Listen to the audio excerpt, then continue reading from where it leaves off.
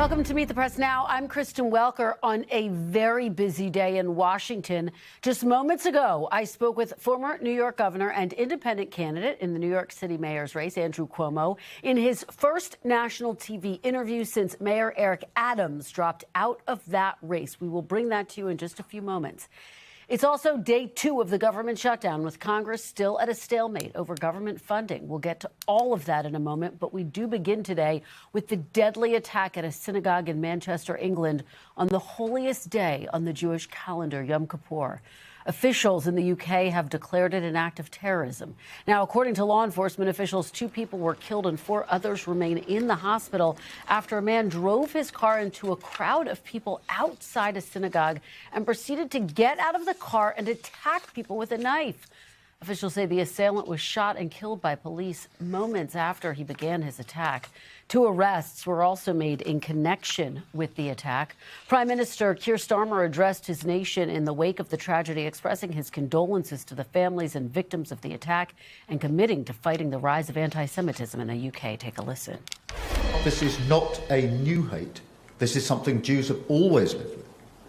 We must be clear. It is a hatred that is rising once again, and Britain must defeat it once again. On behalf of the nation, I want to offer my condolences to the families and victims affected. To every Jewish person in this country, I also want to say this. I know how much fear you will be holding inside of you. I really do. And so, on behalf of our country, I express my solidarity, but also my sadness, that you still have to live with these fears. Nobody should have to do that. Israel's embassy in London also condemned the attack, writing in a statement on social media that such an act of violence should be perpetrated on the holiest day of the Jewish calendar in a place of prayer and community is abhorrent and deeply distressing. Joining me now to bring us the very latest is NBC News international correspondent Raf Sanchez. Raf, thanks so much for being here. Another horrific anti-Semitic attack. What are law enforcement officials saying the latest is in the investigation? Police were called to the scene. So, Kristen, this is as far as police will let us go. But the synagogue is just at the end of this street here, and authorities are saying 9:31 a.m. local time, as worshippers were gathering outside of that synagogue, this attacker rammed his car into a group of people, then jumped out and began attacking them with some kind of bladed weapon. Now, the police are praising the community here, including the rabbi, who they say blockaded the doors, keeping the killer from coming inside, but 2 people were killed during that ramming and stabbing attack. British police were on the scene very quickly, within 7 minutes. They shot the man, incapacitated him, but there were concerns that he may have been wearing an explosive suicide vest. And video shows actually that when he appeared to start to get up, police fired the fatal shot. Now, it took them a little time to confirm that he was actually dead because they had to deploy a robot to make sure that he had no explosives. They are now confirming that there was no explosive vest. As you say, this violence shattering what should be the quiet period of reflection on Yom Kippur, the most important day in the Jewish calendar. And there are a lot of questions at this hour, Kristen, including police say they have arrested 2 other people here in the Manchester area. At this point, they are not saying what they are suspected of, but I just spoke to the local member of parliament here, and he says authorities are investigating whether this assailant was a lone wolf attacker or whether he was acting as part of a larger group. Kristen. One of the critical questions I know investigators will be looking at, Raf, this, as we continue to say, happening on the Jewish high holiday. How is the community reacting, and are they enhancing security at synagogues and other Jewish community centers in the wake of this? For the Jewish community, let's have a listen to it. Yeah, Kristen, there is a lot of fear here. There is a lot of shock, but I will tell you there is not a lot of surprise. People in this community have felt that the temperature has been rising, that the tempo of anti-Semitic rhetoric rhetoric, anti-Semitic threats has been rising since the start of the war in Gaza back in October 2023. I want you to take a listen to what one resident said earlier. All I could hear was helicopters and I thought, what's going on? And then my mum said she saw 2 cars speeding right past the house. Today is Yom Kippur. It's a very holy festival, and I'm Jewish and absolutely terrified. And our neighbour across the road, he goes to the synagogue, and he was telling us what was going on. And it's just absolutely frightening because I'm scared for my own safety and my mum's safety. And, Kristen, Prime Minister Keir Starmer has vowed that security will be stepped up around synagogues and Jewish institutions all across the country. Now, that is something people are grateful for here, but they say that more has to be done. We are also hearing across the United States there is increased security at synagogues tonight as a result of this attack. And it is just one of the many, many grim patterns we have seen since October 7th, 2023, that almost as night follows day, when there is a surge of violence in the Middle East, you see a surge of anti-Semitic rhetoric in other places in Europe and the United States. Just Kristen. absolutely horrifying. Ralph Sanchez, thank you for bringing us the very latest. Please bring us any updates as you get them. We really appreciate it. We do want to turn now to domestic politics as the government shutdown enters its second day with no end in sight, and the White House aims to ramp up the pressure on Democrats. The administration says a mass layoffs of federal workers are imminent as the president meets with the budget director today. White House Press Secretary Caroline Leavitt telling reporters layoffs will likely affect thousands of federal workers. As the president makes clear he will continue to target government projects and agencies he believes are favored by Democrats. I mean, we could cut projects that they wanted, favorite projects, and they'd be permanently cut. So you could say, a lot of people are saying Trump wanted this, that I wanted this closing, and I didn't want it. But a lot of people are saying it because I'm allowed to cut things that should have never been approved in the first place. And I will probably do that.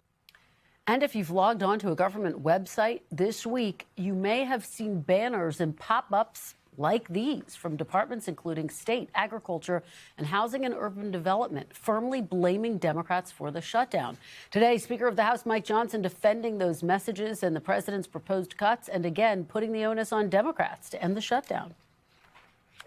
When Congress turns off the funding and the funding runs out, it is up to the Commander-in-Chief, the President of the United States, to determine how those resources will be spent. He has that responsibility given to him by the Democrats in the Senate. They can't complain about it, and he doesn't want to do it. It could end today if the Senate Democrats would come to their senses and do the right thing for the American people. But if they don't, and if they keep the government closed, it's going to get more and more painful because the resources run out and more things have to be reduced and eliminated. In a statement, Senate Minority Leader Chuck Schumer firing back, writing, quote, Americans see it clearly. They know Trump governs by chaos and welcomes this shutdown, and that Republicans are following his orders to maximize pain. That cruelty is already backfiring. The messaging blitz comes as we're getting the first snapshots of how Americans are digesting the shutdown in its early days. A Washington Post poll conducted on day one of the shutdown finding 47% blame President Trump and Republicans, compared to 30% who blame Democrats. But with nearly a quarter of Americans not sure who's at fault, a lot could change if the shutdown drags on. And as lawmakers on Capitol Hill remain deadlocked, there does not appear to be an end in sight. Joining me now is NBC News White House correspondent Yamiche Alcindor, and on Capitol Hill, senior national political reporter Sahil Kapoor. Yamiche, let's talk about what we heard from Caroline Leavitt today. She says firings could be in the thousands. Republicans are saying that the shutdown gives the president the authority to do that. Is that accurate? Give us a fact check here. Well, Kristen, that's a key question that among a number of key questions in this shutdown. Caroline Leavitt, the White House press secretary, as you said, saying that thousands of federal workers could be permanently fired. President Trump also posting this morning, as you laid out, that he is going to be meeting with the OMB director, Russ Vought, to decide whether or not he wants to fire some workers temporarily or permanently. He also talked about targeting Democrat agencies. The big question, though, is whether or not this can all stand up in court, because this will surely end up in court. We We already have several unions that represent federal workers saying they're being used as pawns, and several critics of the president saying it's not legal for him to fire many federal workers during a shutdown. But the president has been able to argue successfully for firing a number of other federal workers. And you get the sense in talking to White House officials, I have gotten the sense in talking to White House officials, that they see the Supreme Court as sort of a place where they can win almost at all costs. So even, let's say, he does move to fire thousands of people permanently and people sue, it could, one, take a long time for this to move through the courts, and it could ultimately end up that this 6-3 conservative majority Supreme Court sides with the president. Of course, when you think of everyday Americans, people that are TSA workers, trying to put food on their table, it's going to take them a long time just to deal with their lives and to survive, even if they at some point win their jobs back. So this is definitely creating a lot of anxiety, Kristen. Yeah, there's no doubt. And the president posted, as you noted, that he was meeting with OMB Director Russ Vought, and he says he's going to target quote, Democrats. So is the strategy here to try to make this as painful as possible for Democrats? Obviously, he's trying to turn public opinion and try to put the blame on them. Well, it's certainly to try to make this painful for Democrats and to try to raise the stakes in any place they can. When you think about the fact that government websites right now, if you email a number of agencies or if you literally just go on their websites, it blames Democrats. A number of websites blame Democrats outright for this. That's another big legal question, whether or not that's legal. But the president here saying very clearly that he wants to target Democrat agencies. It's really interesting because the vice president, J.D. Vance, went to the White House press briefing yesterday, and he got a question specifically on whether or not the president was going to be targeting Democrats. He wouldn't sort of answer that, and he didn't want to sort of back that up. But it is striking to hear the president use that language. And of course, for Democrats, they're having to continue to make the case whether or not this is sort of the fight they want to continue to have, Kristen. All right, Yamiche Alcindor at the White House for us. Thank you so much for your great reporting as always, Yamiche. Let me head over to Sahil on Capitol Hill. So we know the next vote on a funding bill set for tomorrow, Sahil. Do you anticipate that anything will be different with that vote than all of the votes that have failed? Or are you getting a sense that any type of deal is coming together?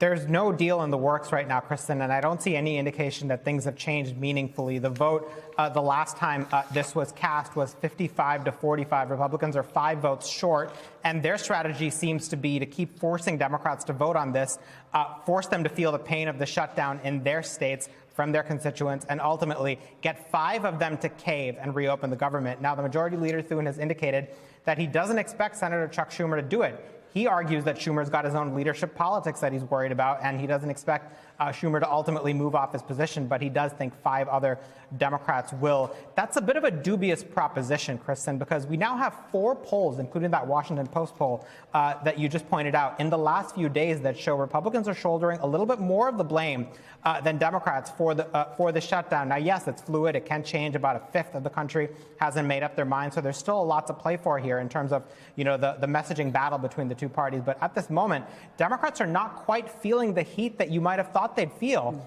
given that Republicans had fully expected them to cave for forcing this shutdown.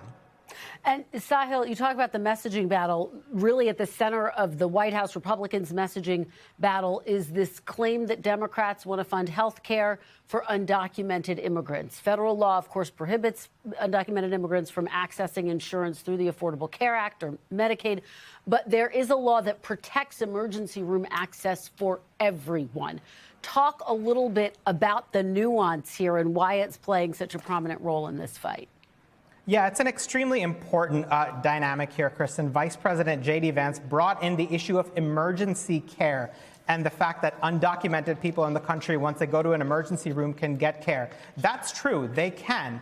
But the reason is there's a 1986 law called EMTALA that requires emergency rooms to provide stabilizing care for anybody who comes into the hospital. The reason has nothing to do with undocumented immigrants. It's about if someone comes in with a massive injury, a life-threatening injury, whether it's gunshot wounds, a stroke, they come in unconscious, the doctors don't have time to check their immigration status and make sure they're American before they provide care. That person could bleed out. That person could die while waiting. You also can't check ability to pay. You also can't check insurance coverage because when people need care instantly, they have to provide it. So undoing that law, if that is in fact what the White House wants to do, would end up hurting a lot of American citizens. That's the box that Vice President Vance's comments brought up. And our colleague Gabe Gutierrez earlier today asked the press secretary, Caroline Leavitt, Is the White House calling for hospitals to check immigration status before providing life-saving care? And notably, she wouldn't answer the question. She sidestepped. Yeah, it was a pretty remarkable exchange. Sahil, let me just, before I let you go, we've talked a little bit about the Republican strategy. Let's talk about the Democrat strategy and their posture, very different this time than March, for example, when Leader Schumer did cut a deal with Republicans, allowed the government to stay open. At the time, he said that was what was best for the country. Now, as you say, Democrats don't seem to be feeling the heat from President Trump, from Republicans who are trying to turn it up on them. Why are they so dug in? Does it have to do with the pressure they're getting from their base? That's certainly a part of it, Kristen. I think the enormous criticism that Chuck Schumer got after caving in March was, is part of the situation that led to this moment where Democrats feel like they need to show that they're fighting. But the message they've settled on is one that they think is popular, one that they think they can win on, which is the question of health care. Again, that Washington Post poll tested this. Do you want to extend the ACA subsidies or not?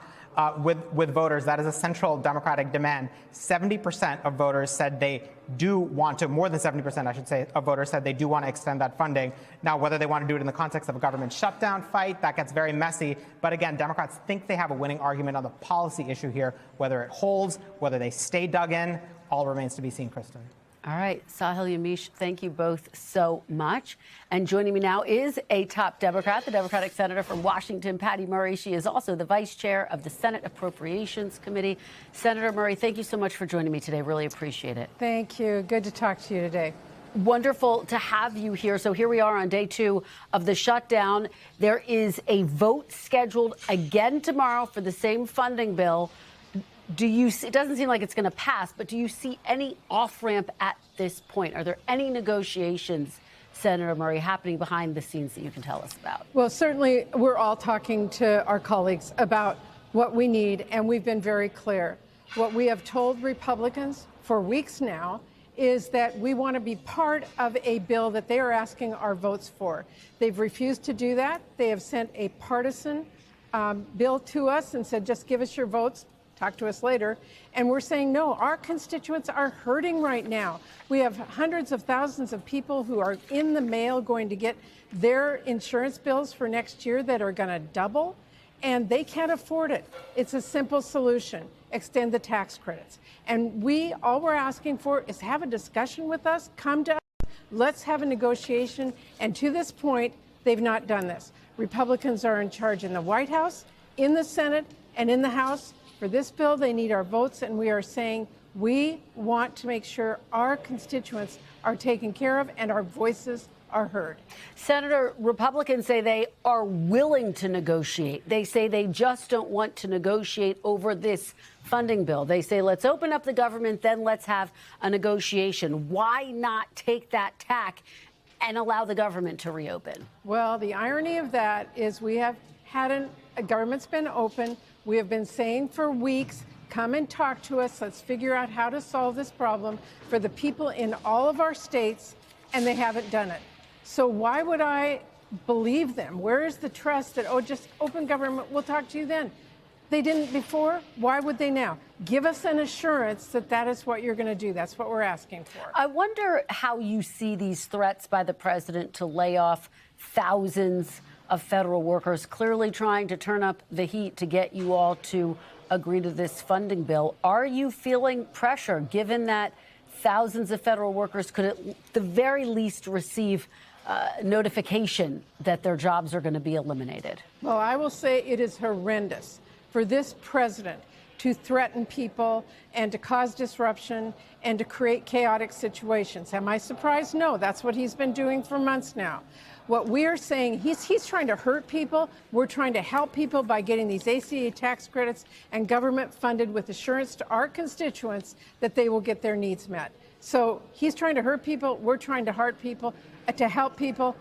I know the people are on our side. As you know, there have been some Democrats who voted for the Republican bill earlier this week. One of them, Nevada Senator Catherine Cortez Masto, who said this, quote, "We need a bipartisan solution to address this impending health care crisis, but we should not be swapping the pain of one group of Americans for another." How do you respond to her? And I know Catherine very well. We talked again today. Both of us want to find a solution out of this. No one wants to hurt anybody. The president and the Republicans right now are willing to hurt people by having this shutdown that they are creating. And we are saying we want to help people. Just come and talk with us and negotiate and hear our voices so we can move forward. I think that's what a democracy is about. I think this is what this moment is about. I think that's what this country wants, and we are willing to stand up tall and fight for it. Senator, how long are you willing to have this fight? Because right now it doesn't seem as though there's any resolution, any end in sight. Are you willing to wait months if it takes that long? Well, I am really hopeful that our Republican colleagues who are feeling the heat on this will continue to do what they have been doing over the last several days and talking with us about how we move forward. But what it's really going to take is President Trump and the leader of the Senate, Thune, and the leader of the House, Johnson, to come to us and work this out. And I really hope that they will do that soon and not continue to treat us like we don't exist. Are you confident that your caucus will stay unified, Senator? I am confident that we know who we're fighting for. We're fighting for the people in our state who deserve a say in how their government is funded, how they spend their tax dollars, and how they make sure that they get their health care covered. I am very confident we're standing where we are. And just finally, I mean, as you look at this situation, you look at the polls, early polls show more people right now are pointing the finger at Republicans, but about a quarter of the people say they don't know who to blame. So that could easily shift over time. Senator, are you worried about the political pain it could cause to Democrats in the long run, particularly ahead of the midterms? Well, I think the people in our country have been watching this White House and this president for months now use chaos. He has fired people. He has withheld funds. People that are expecting grants to help police in their communities, to projects that have been promised, and they're holding up the things. They're threatening employees about firing them. They're all this stuff. I think they're tired of it, too. And they want to say, hey, sit down, talk with everybody, and move us forward. And that's what we are trying to do, to help people, not hurt them. The White House needs to stop hurting people if they want this country to be strong again. All right, Senator Murray, we will continue to track every twist and turn. We really appreciate your coming on today and bringing us your perspective. Thank you so much. Thank you. And coming up after the break, my exclusive conversation with former New York Governor Andrew Cuomo in his first TV interview since Mayor Eric Adams dropped out of the New York City mayoral race. Does he have enough time to win? The answer when we come back. You're watching Meet the Press Now.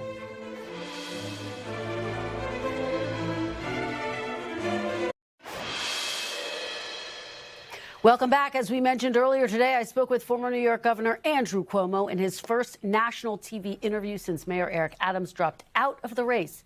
Here's our conversation.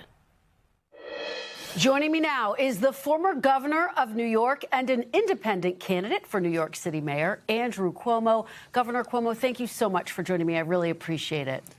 My pleasure. Thank you for having me, Kristen. Well, it's wonderful to have you here. Let's talk about the state of play in this mayoral race. For months, you have been arguing your path to victory in this race was to get a one-on-one matchup between you and Mr. Mamdani. Now that Mayor Adams has dropped out of the race, it's a three-way race. But there are only several weeks left until the election. Do you have enough time to consolidate support and win this race, Governor? Well, it is a short runway, but we do have enough time because it's a very stark choice between me and Mr. Mamdani. You know, it's apples and oranges. We couldn't be more different. I'm a mainstream Democrat. He's a fringe Democrat. He's in favor of defunding the police. I want to add 5,000 police. He's vilifying business. I want to work with business. He wants to raise taxes. I want to cut taxes. He has virtually no management experience in government of any kind. He's a two-term assemblyman, passed 3 bills. I've been a governor, HUD secretary, et cetera. So it's a very stark difference for voters. And we shouldn't say he hasn't called for outright defunding the police. He has called for investing in some programs that would strengthen some of the services provided by local law enforcement. I mean, there are a number of differences between you. But that's not necessarily one thing he's calling for. But let me ask you, Governor, because Mayor Adams is saying he's put out feelers to you and GOP nominee Curtis Sliwa about a possible endorsement. Have you spoken to Mayor Adams, and would you welcome his endorsement? Yeah, just real quick, Kristen, Mamdani has said a lot of things about the police, but he also had a position of defunding the police. It changes. Most things do with him. I have not had a formal conversation with Mayor Adams. I look forward to it, and I expect to have one in the next few days. Would you welcome his endorsement, Governor? Yes, I would welcome his support. You know, this is a general election. It's Democrats, Republicans, Independents. I would welcome the mayor's support. I'd welcome big tent support.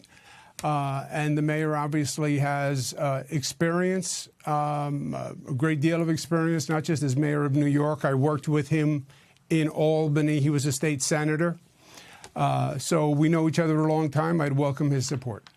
Has there been, speaking of a Big Tent, any communication between your campaign and President Trump? And would you accept an endorsement from the president?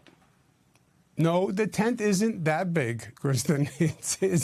That's the limitation. I have not had a conversation, nor would I accept an endorsement from President Trump. So you wouldn't accept an endorsement from the president of the United States, who could help you potentially drive out some Republicans and some people who don't support Mr. Mamdani?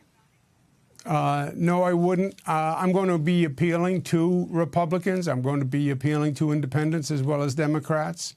But I don't think we need to inject President Trump into this election. Let me ask you, because earlier in this race, you talked about President Trump as a, quote, existential threat to this nation. Governor, do you still believe that? Those are strong words. Well, I think you look at what's going on right now, Kristen, with the shutdown in Washington, and then what his administration has done post-shutdown, where they've actually used this moment. They've cut off funding to New York for counterterrorism services with the NYPD. They've ended transportation projects that are vital for the entire Northeast to increase their pressure. So these are very harsh tactics, in my opinion. It's an overuse of the federal government. It's a politicalization of the federal government like I haven't seen before. And I've been in the federal government, as you know. I was in the Clinton administration for 8 years. I worked with the Biden administration. But they're hyper-political. So would you go so far, though, as to still characterize him as an existential threat to the nation? I think he can be. I think he can be to New York. He has said, basically, if Mamdani wins the election, that President Trump would basically have to take control of New York because Mamdani is not qualified. He calls him a communist and that he's anti-police, et cetera. So he said he would take over New York. That kind of federal usurping of state local authority, I think, is an existential threat. Okay, well, let me delve into this government shutdown a little bit more deeply with you. You referenced how it is impacting New York. OMB Director Russ Vought, just to give folks even more information, has frozen about $18 billion for two major infrastructure projects in New York City, which is what you just referenced. Governor, if you were mayor right now, what would you do? Is there anything you could do to stand up to the Trump administration in the face of these cuts? Well, in general, in the face of these cuts, I believe, are a tactic in the shutdown fight. If you notice the cuts, they just coincidentally happen to be to Democratic states all across the country. And I'm sure that's turned out to be a coincidence, Kristen. But I believe it's related to the shutdown and pressuring the Senate and the House to actually come to a deal and come to the deal that the Republicans want. So I believe it's more of a tactic. In general, I think the way to deal with the Trump administration, and again, I have dealt with the Trump administration. I was governor, he was president. We went through the entire COVID situation together. And much of what he's doing now, he did at that time. He sent the National Guard into 20 cities at that time, not New York. Because what the president is doing with the National Guard and these actions across the country, it's his political theater, but it's his way of saying Democrats don't know how to govern. Look at these cities. They're a mess. Look at the homeless. Look at the crime. I have to come in and rescue the American people from these Democrats and these mayors and these governors who don't know how to do their job. He can't say that about New York. He couldn't say it about New York when I was governor, and he wouldn't be able to say it about New York if I'm mayor. I do know how to govern. I've been at all levels of government, and I do know how to govern, and that he knows. So you don't create the circumstance to allow him to enter. So let me ask you about what we're seeing in the Democratic leadership right now, obviously both from New York, Leader Schumer and Leader Jeffries. Do you believe they are doing right by New Yorkers? They are pushing for these health care subsidies to be extended. They say they will not make a deal to fund the government until that's a part of the funding bill. Yeah, no, I think they are doing the right thing, Kristen. Look, President Trump doesn't give you much choice. He has them in a corner, and he drew a line in the sand. And what they're fighting for is very important. The premiums on the Affordable Care Act are very important. The Medicaid issues are very important. So if you don't stand up to President Trump, he will just keep pushing you back, right? We know that. So I think they had to take a stand. I don't know that they had any choice, frankly.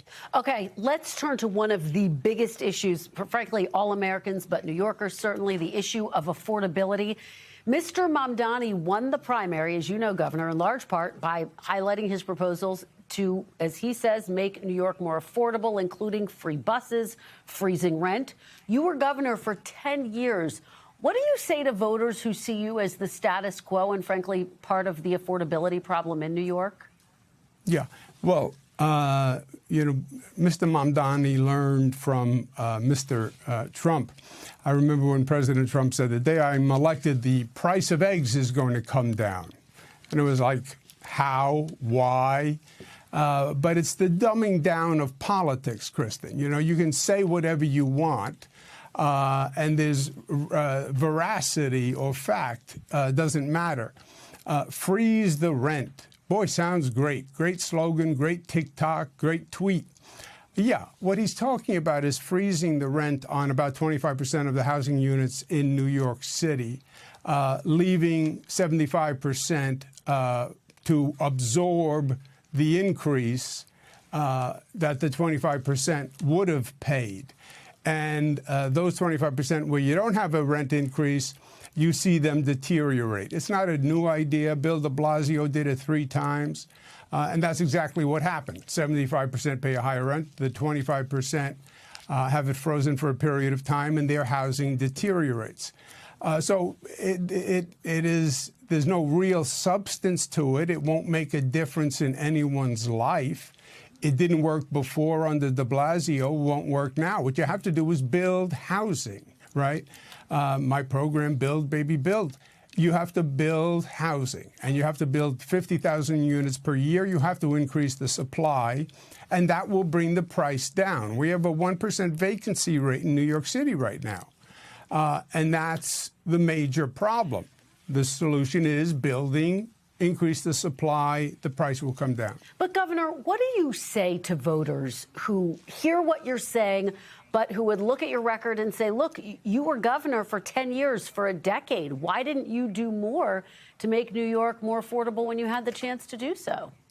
Yeah, well, I was the governor. I wasn't the mayor, right? And as governor... But you were the governor. Yes, and as governor, I passed more bills with more funding for affordable housing than any other governor in the history of the state of New York, right?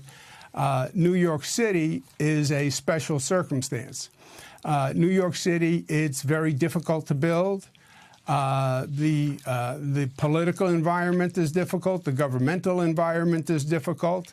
And production has been an issue in New York City. But I believe I can solve it as mayor. I was HUD secretary.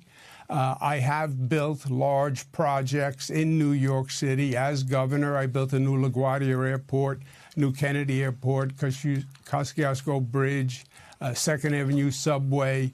So I've shown that I can get big projects done in New York City. My portfolio as governor was not to build affordable housing. That's a local government responsibility, but I can do it as mayor. I know we're almost out of time. I do have a couple more questions for you, though, Governor, and I know you've had an eye on foreign policy for months. You and your opponent have disagreed over the war in the Middle East.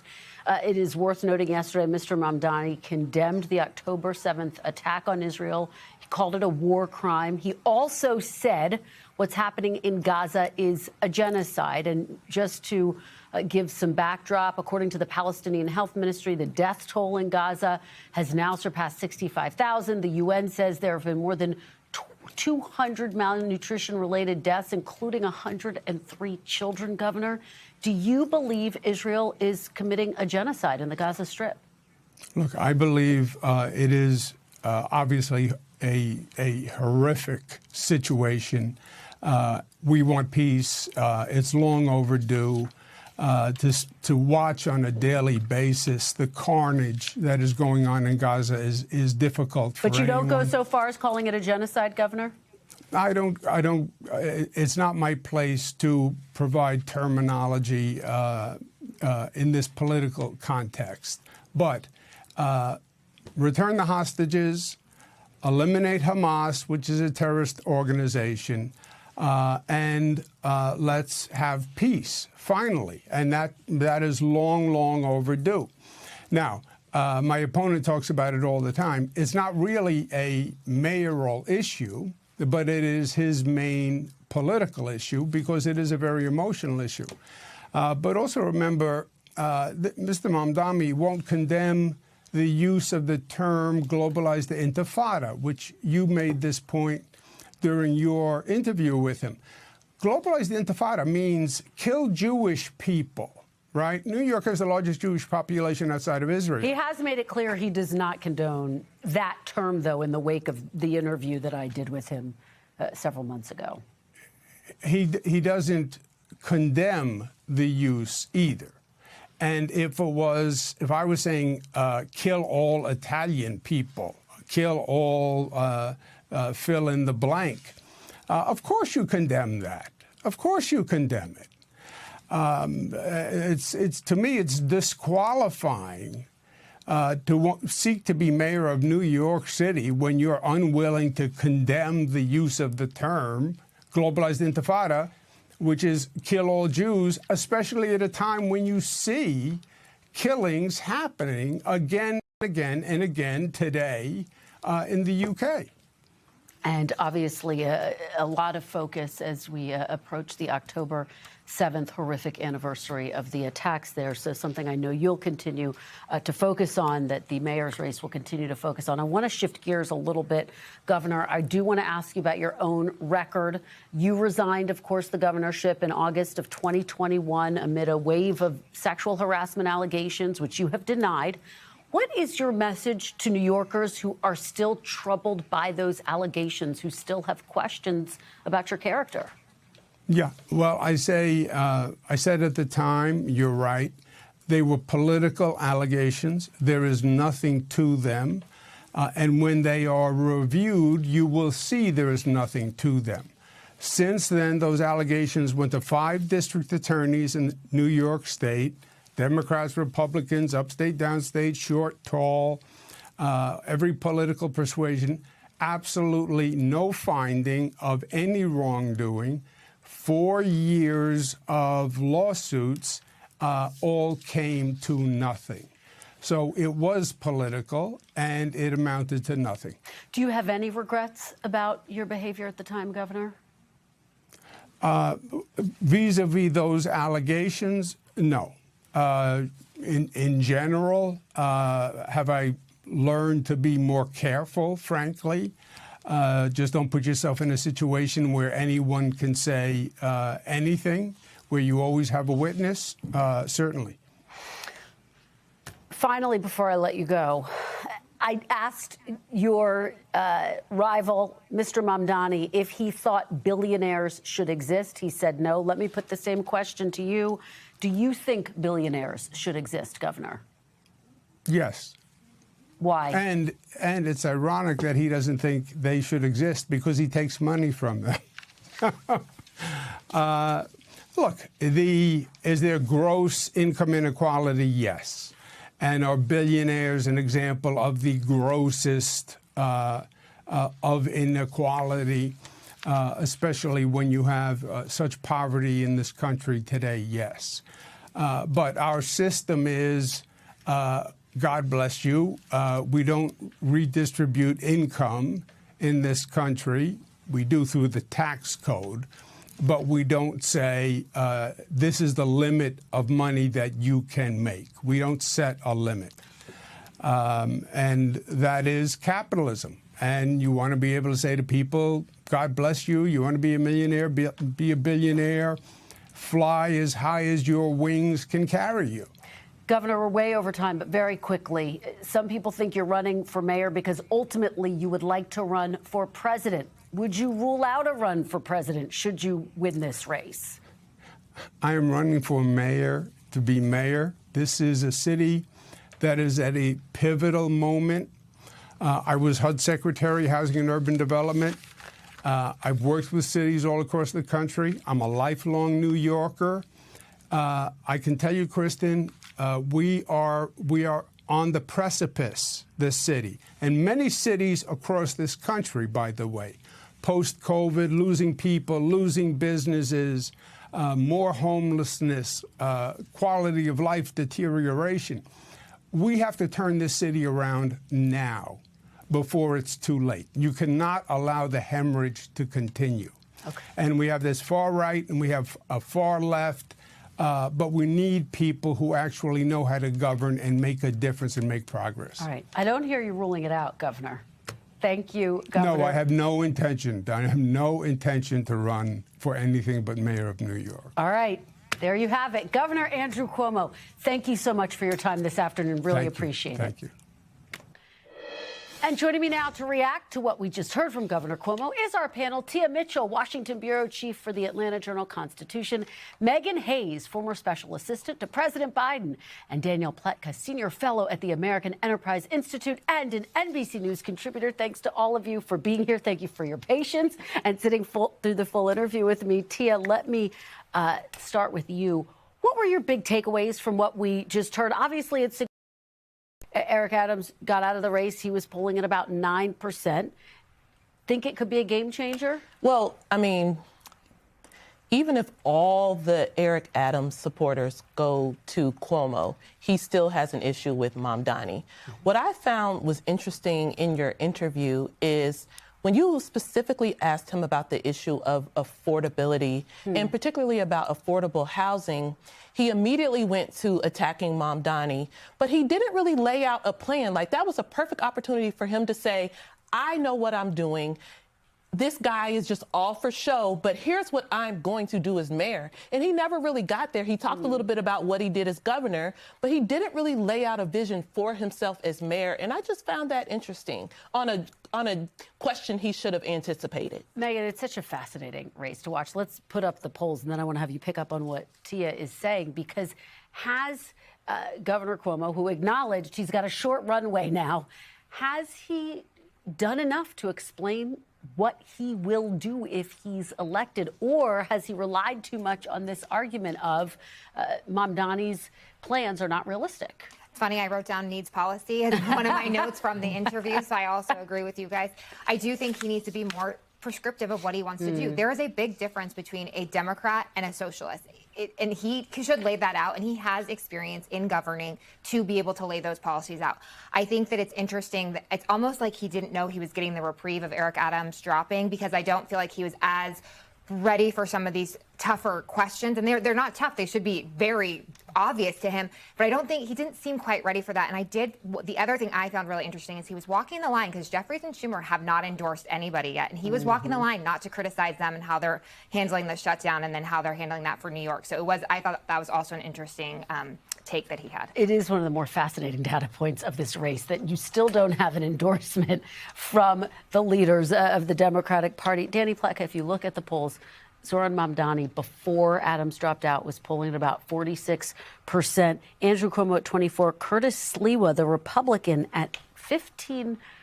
So it's not clear that he does have enough runway to make up that gap. What do you make of what he would need to do between now and Election Day? Well, look, I think you both gave him very good advice, right? No, I mean, seriously, you don't want him to look like somebody who's trying to launder himself.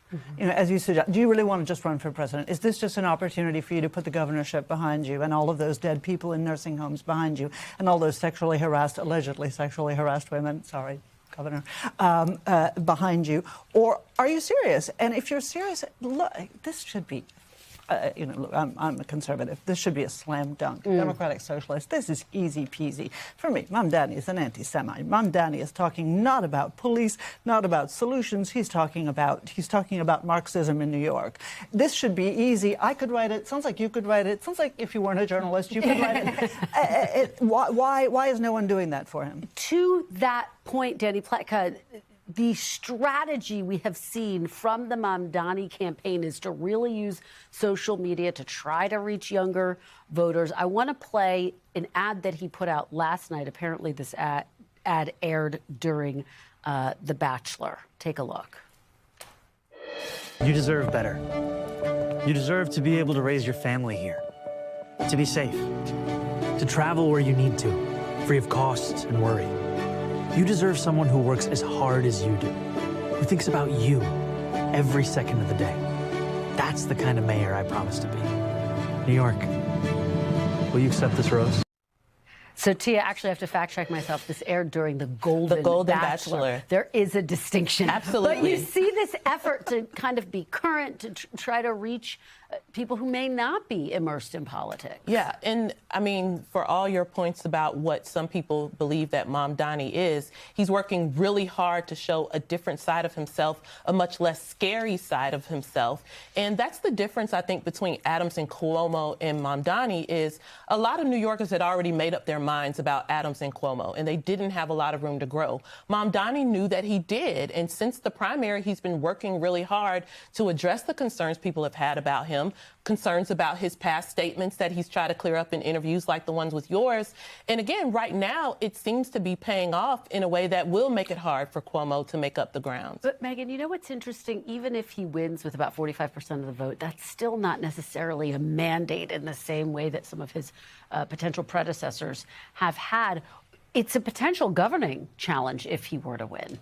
Yeah, absolutely. And I also think he is able to really set himself in a different light by doing some of these different social media things. I think early on, in my opinion, there was a confusion of support for Gaza and socialism. And they were being conflated by a lot of young people, I think, during the primaries. And then he has really used the opportunity after the primaries to show people a different side of him and actually come up with some policies and do different things.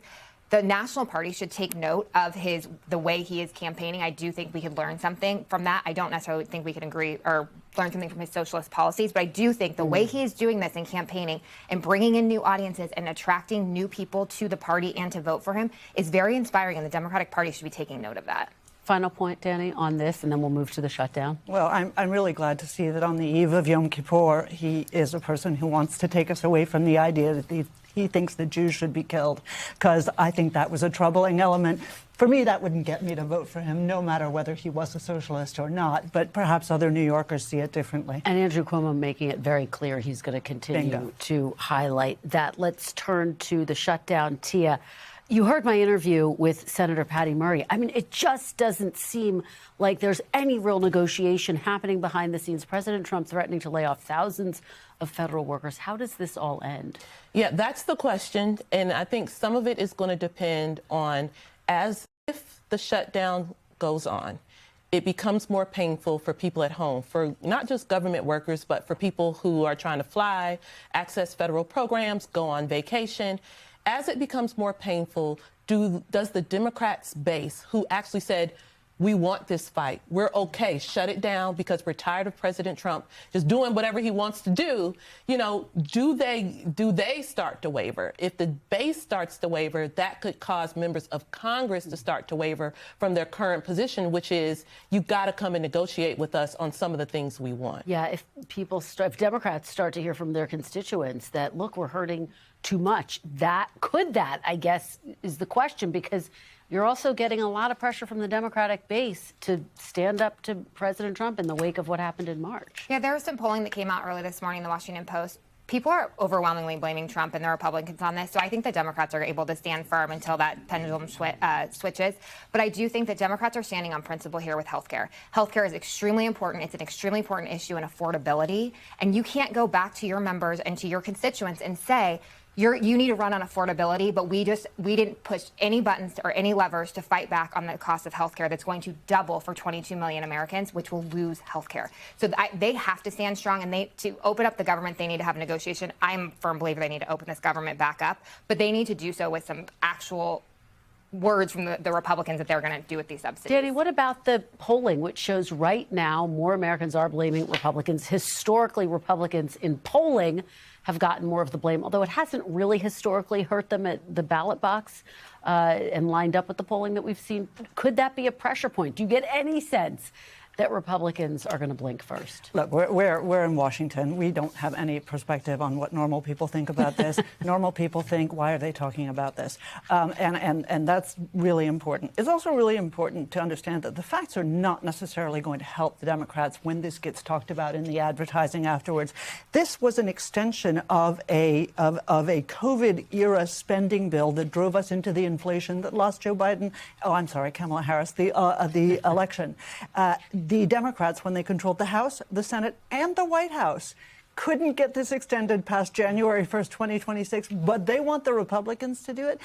400% of the poverty rate is the limit. They want to take away that limit and allow people who are making in the high six figures, right? People like us, well, I don't know about all of us, but hopefully you, Kristen, to have access to this. Plus, of course, the illegal aliens that are here, that whether they are 5% or 10% are getting this. This is a stupid, stupid thing. And it's giving Donald Trump, to use your word, the runway to fire people in ways that he wants to. And we should say with the illegal aliens claim, it's basically people who are here who are undocumented don't and can't have access to health care. However, if they need access to emergency room services, they will have that. Great conversation to all of you. Thank you. Really appreciate it. Tia, Megan, and Danielle, thank you so much. Still to come, we will have the very latest from the Middle East as Israel intercepts an aid flotilla headed for the Gaza Strip, and Hamas weighs the terms of President Trump's peace plan. What will they decide? You're watching Meet the Press now.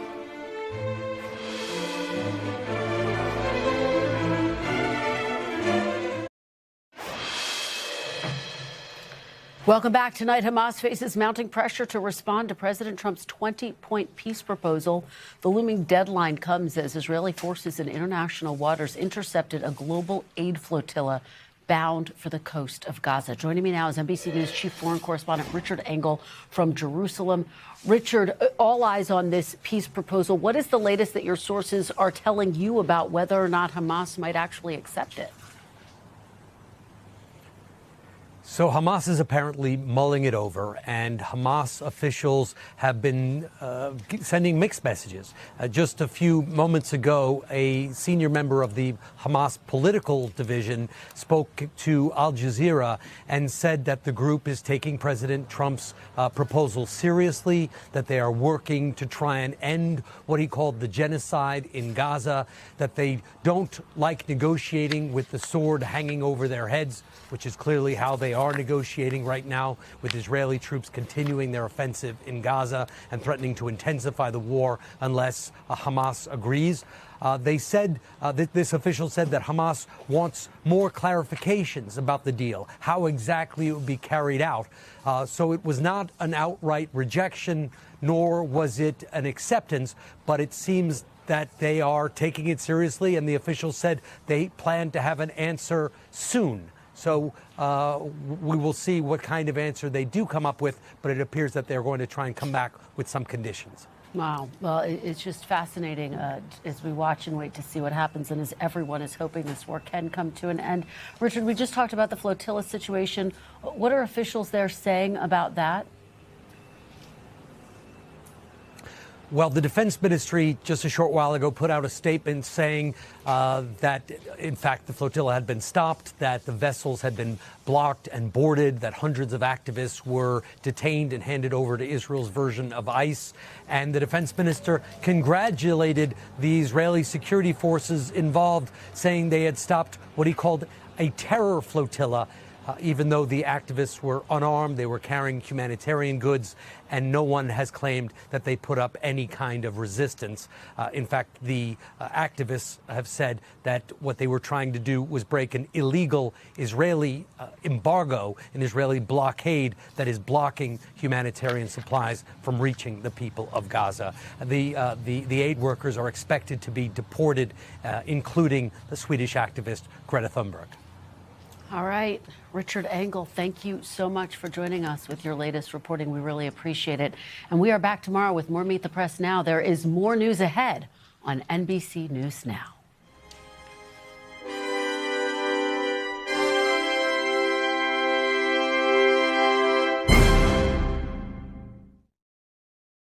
We thank you for watching, and remember, stay updated on breaking news and top stories on the NBC News app or watch live on our YouTube channel.